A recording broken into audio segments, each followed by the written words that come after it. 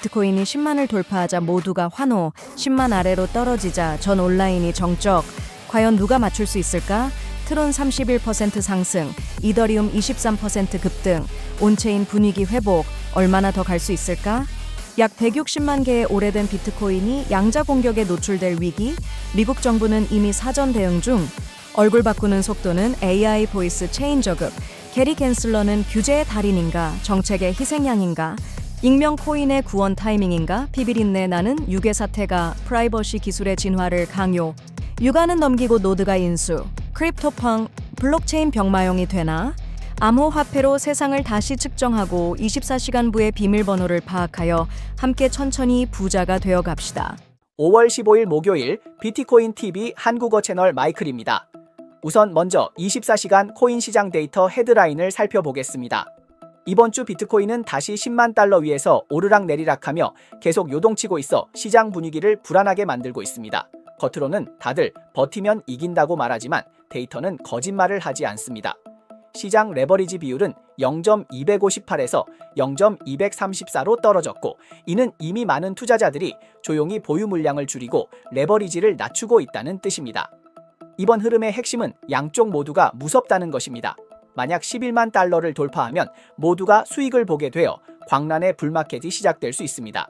하지만 10만 달러가 무너지면 심리적 마지노선 플러스 기술적 지지선이 동시에 붕괴되며 새로운 조정장이 시작될 수 있습니다. 그래서 지금의 플레이어들은 이익을 챙기고 빠지거나 일단 구경하는 쪽을 택하고 있습니다. 단기적으로는 시세가 10만에서 10만 4천 달러 사이를 반복적으로 오르내릴 가능성이 높으며 가끔씩 급등락이 발생해 손절과 익절 양쪽을 다 털어버릴 수 있습니다. 최대 고통점이란 말을 쉽게 설명하자면 가장 많은 투자자들이 손해를 보고 기관들이 가장 많이 이익을 보는 지점이 바로 그것입니다. 최근 비트코인은 탄탄한 흐름을 보이고 있으며 매번 12만 달러 부근에서 반등하고 있습니다. 이게 불장 신호라고 생각하셨나요? 천만에요. 옵션 시장을 보면 완전히 강세 쪽으로 쏠렸지만 최대 고통점은 계속 내려가고 있습니다. 5월 16일 기준은 10만 달러, 5월 30일은 9만 4천 달러, 6월 27일에는 무려 90만 달러까지 하락했습니다.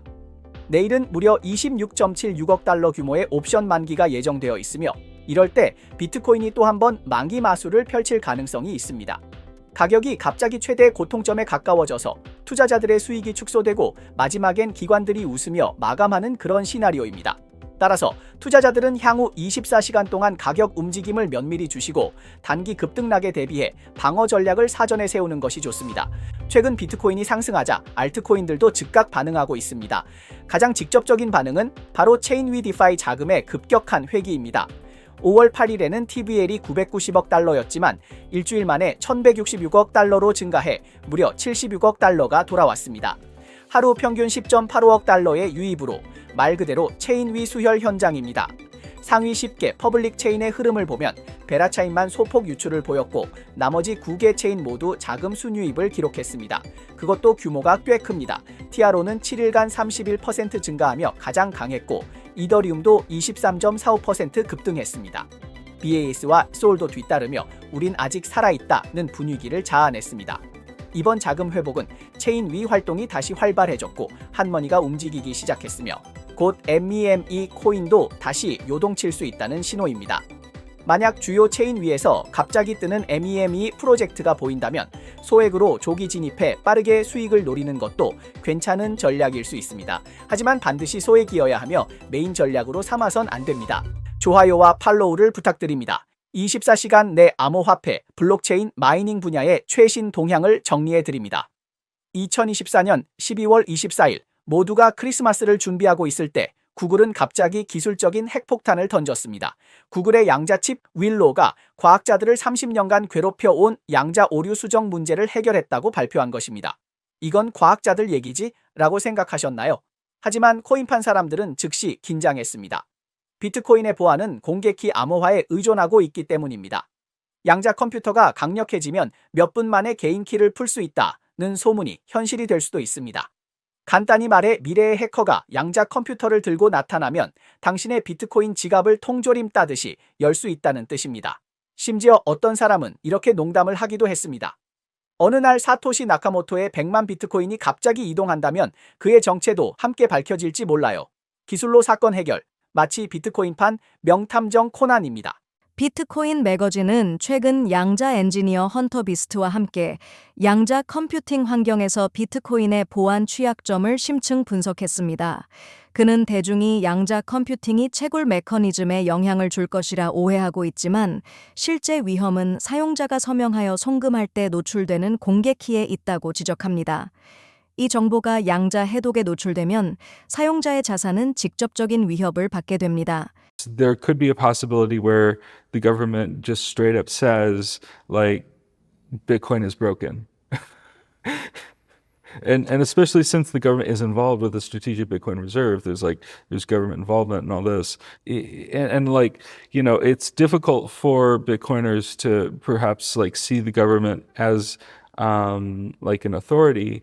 But the problem with quantum computing is that only large institutional players can gain insights into this technology. It's not like something where this is like self-sovereign computing, unfortunately, not for a long time. And it's possibly likely this technology will be restricted from the public because it's just so powerful. 그는 현재 160만 개 이상의 비트코인이 이 잠재적 위협에 노출되어 있을 것으로 추정합니다.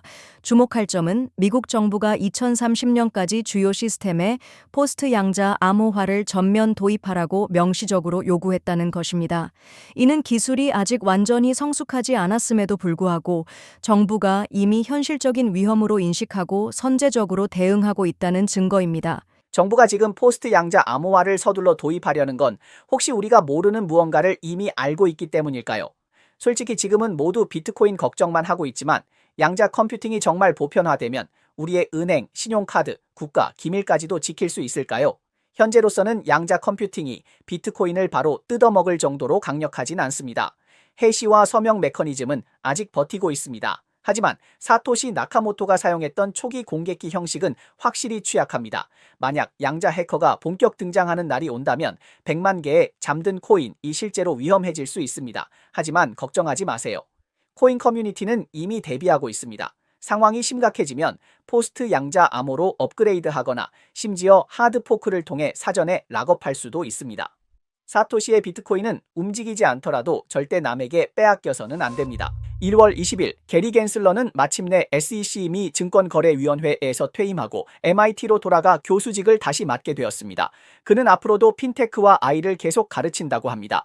하지만 솔직히 말해 SEC 재직 당시 그는 암호화폐 업계에 매우 가혹한 규제를 펼쳤습니다.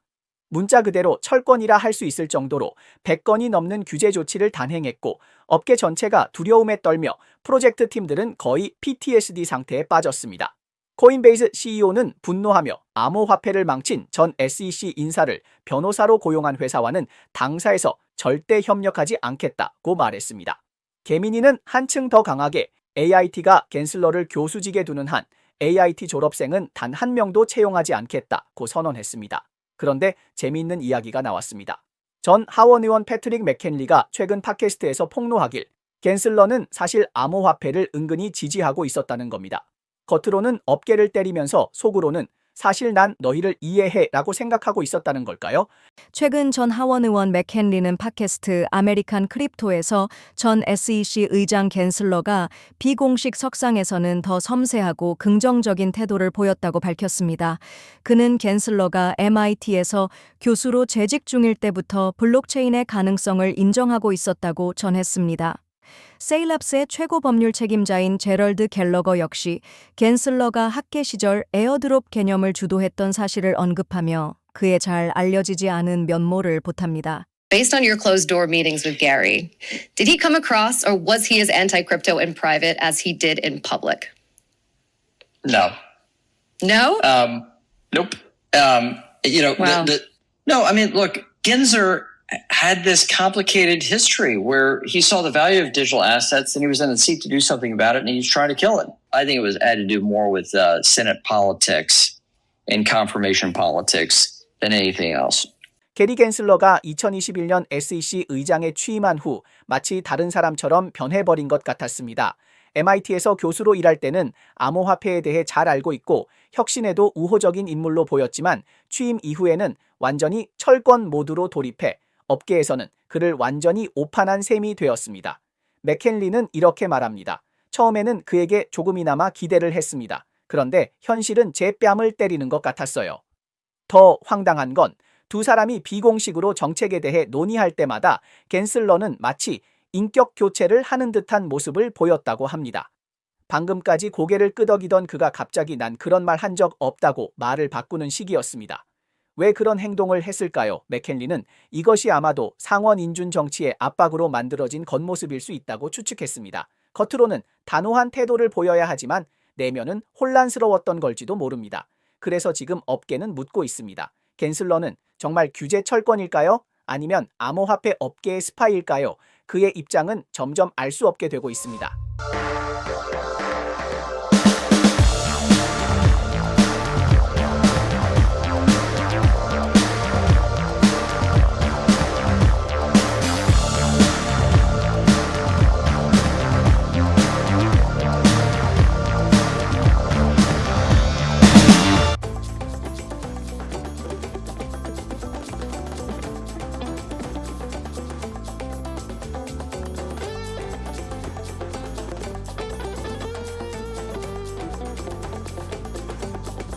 하드웨어 지갑도 손가락은 못 지켜. 업계 전반이 비익명화 공포에 빠지다.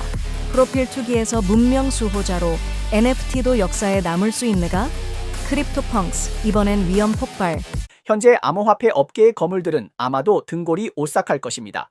최근 납치 사건이 잇따라 발생하면서 마치 암호 부자 저격 시즌처럼 보이고 있습니다. 올해 1월 하드웨어 지갑 대기업 레저의 공동 창립자인 다비드 발랑드 씨가 프랑스 자택에서 납치되었으며 범인에게 손가락까지 잘릴 뻔한 사건이 있었습니다.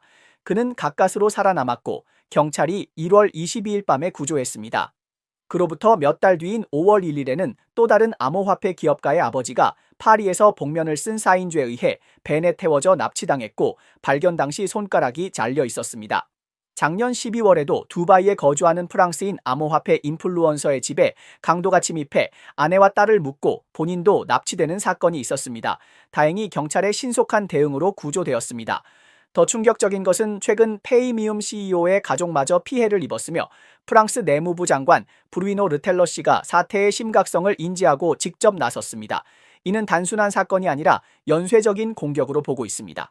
최근 파리 11구에서 파이미움 공동 창립자이자 CEO인 피에르 노자의 딸과 손자가 복면을 쓴 3인의 범인에게 납치될 뻔한 사건이 발생했습니다. 다행히도 행인들이 즉각 대응하였고 한 명은 소화기를 사용해 범인을 물리쳤습니다. 현재 경찰이 수사를 진행 중이며 현장 인근에서 범인이 버리고 간 차량도 발견되었습니다. 에프란스 24 보도에 따르면 프랑스 내무부 장관 브루노 르텔러 씨는 잇따른 납치 사건에 대응하기 위해 이번 주 금요일 암호화폐 업계 대표자들을 초청해 안전회의를 개최할 예정입니다. A bystander films an attempted kidnapping in the streets of Paris Tuesday morning. In broad daylight, a woman is dragged along the sidewalk by men in ski masks toward a delivery van. The young woman manages to throw the attacker's gun away. Passers-by, including this man with a fire extinguisher, then start to intervene and the would-be kidnappers flee the scene. The van speeds away, with the assailants making a close escape. 요즘 프랑스 범죄자들이 암호화폐로 부자가 된 사람들에 대한 뉴스를 보고 자극받은 것인지 암호 관련 인물을 납치하면 단번에 경제적 자유를 얻을 수 있다고 착각하는 것 같습니다. 하지만 현실은 점점 더 심각해지고 있으며 암호화폐 보유자들은 날이 갈수록 더 큰 위험에 처하고 있습니다. 예를 들어 사이퍼펑크의 대가이자 차사 공동 창립자인 제임슨 롭 씨는 깃허브에 오프라인에서 암호화폐 보유자를 노린 강도 사건 목록을 따로 만들어 공유하고 있습니다. 2024년 한 해만 해도 이미 관련 사건이 22건 발생했고 지금도 증가하고 있습니다. 업계에서는 기술은 두렵지 않지만 $5 렌치 공격이 무섭다는 말이 나올 정도입니다. 아무리 지갑이 안전해도 몽둥이 하나면 복구 단어를 강제로 말하게 할 수 있다는 것입니다. 그렇기 때문에 가장 좋은 보호수단은 언제나 익명성 유지입니다.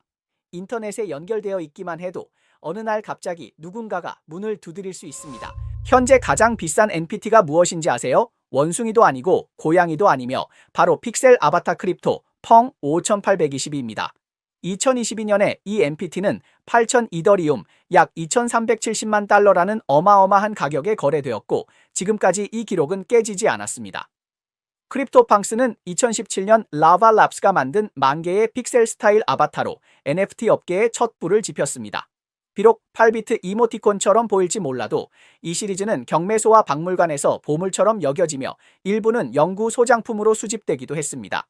유가labs는 이 전통 있는 브랜드에 주목하여 2022년에 인수했습니다. 하지만 단 2년 만에 크립토팡스는 다시 새 주인을 찾게 되었습니다. 이 소식은 NPT 업계의 오래된 사용자라면 누구나 관심을 가질 만한 이슈입니다. 비영리 단체 무한노드 재단 노디은 유가랩스로부터 유명한 NFT 프로젝트 크립토팡스의 지식재산권을 인수했다고 발표했습니다. 블록체인상의 이 디지털 유물은 7년의 역사를 지녔으며 누적 거래량은 130만 이더를 넘고 약 34억 달러에 달합니다. NFT 문화의 원점으로 간주되었던 작품입니다.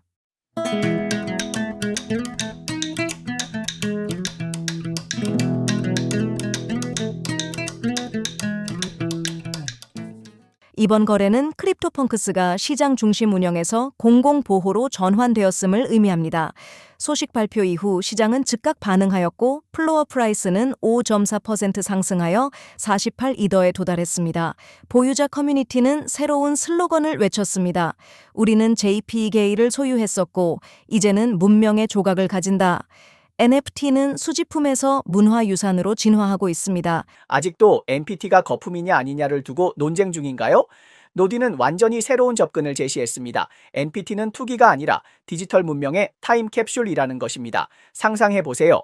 50년 전 아폴로가 금색 음반을 우주에 보낸 것은 외계인에게 지구인이 다녀갔다는 걸 알리기 위함이었습니다. 지금은요, 우리는 블록체인 위에 픽셀 시대의 알렉산드리아 도서관을 짓고 있는 셈입니다. 거기엔 책 대신 크립토펑크스 같은 아바타들이 보관되고 있죠. 이건 거의 디지털 세계의 로제타석이 되어 미래 문명이 우리 세대의 미적 감각과 상상력을 해독하는 열쇠가 될지도 모릅니다. 그리고 조용히 말하자면 NPT는 올해 다시 상승할 가능성이 있습니다. 이번에는 농담처럼 여기지 마세요. 지금 당신이 스크롤하고 있는 이 이미지 몇십 년 뒤엔 박물관에 전시될지도 모릅니다. 미국의 인공지능 연구기관 오픈AI는 많은 이용자들의 요청에 따라 GPT-4.1을 오늘부터 차트GPT에서 직접 제공한다고 발표했습니다. 태국 재무부 장관은 정부가 공공자금을 조달하기 위해 약 50억 바트, 약 1억 5천만 달러 규모의 디지털 투자 토큰 G-토큰을 발행할 계획이라고 발표했습니다. 코인베이스와 마케팅 회사 마든케이는 수년간 이어진 집단 소송을 해결하기 위해 225만 달러의 합의금을 지급하기로 합의했습니다.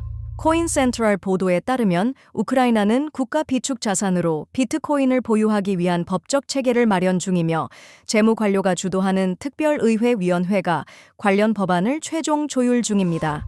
수위 메인넷이 V1 48.2로 업그레이드 되었으며 프로토콜 버전도 82로 동기화되었습니다. 주요 업데이트 내용에는 수위 시스템 최적화 및 수정, gRPC의 TLS 암호화 지원, Move Debugging 추적 파일의 압축 생성이 포함되며 구버전은 재구성이 필요합니다. 네, 이상이 오늘 방송의 주요 내용입니다. 저희 채널은 주로 암호화폐, 블록체인, 채굴 업계에 가치 있는 뉴스를 보도하고 있습니다. 뉴스 외에도 심도 있는 특집 보도를 제공하고 있습니다. 채널이 유익하다고 생각되시면 공유와 팔로우 해주세요. 또한 회원이 되어 함께 성공해 자산을 늘려봅시다. 그럼 내일 또 만나요.